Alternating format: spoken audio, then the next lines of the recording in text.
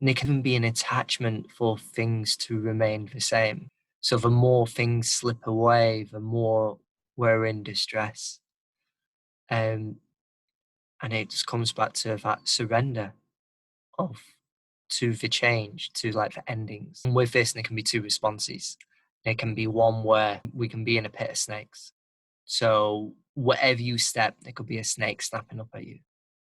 There's no certain ground. Everything's shifting. Everything's out for worst intentions.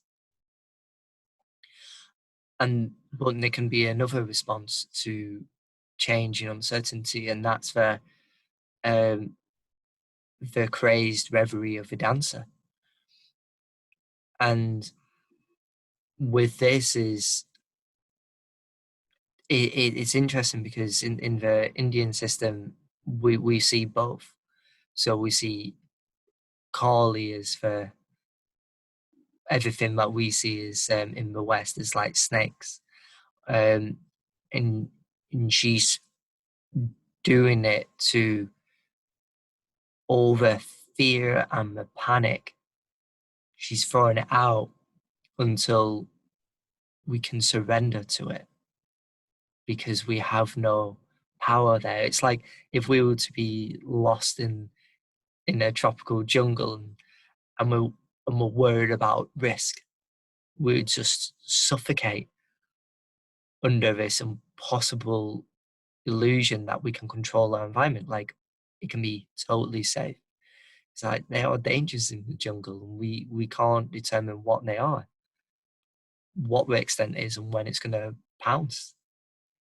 And and Carly is that sort of being faced with that fact of we cannot control change. And as everything changes, it shows something about our ultimate call to humbleness. And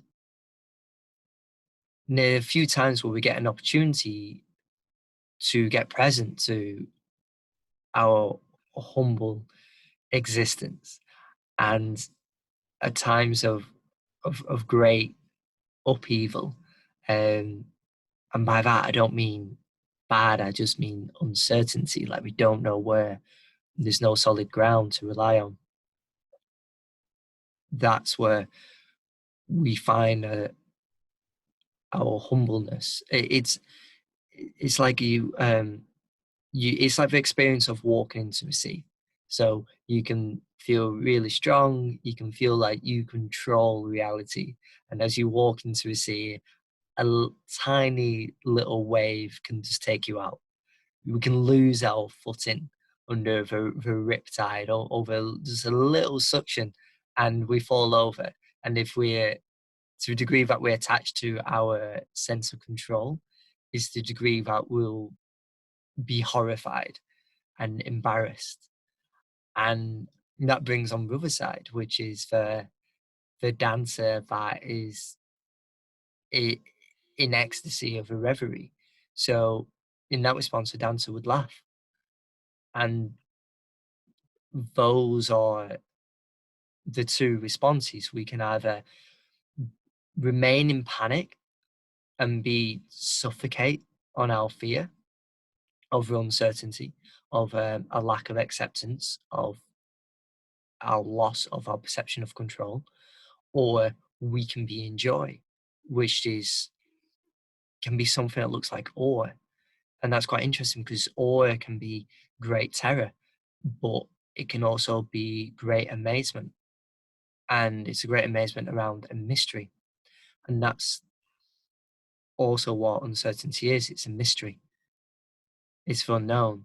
And do we see that as in awe, as in awful? Or do we see it as awe, as amazement and wonder? So in this place, we can either look at this uncertainty with as something that's awful or something that's wonderful, as in like, I wonder what could come next. And then that is the image of a dancing Shiva of just living in it from a place of wonder, of excitement, of what comes next.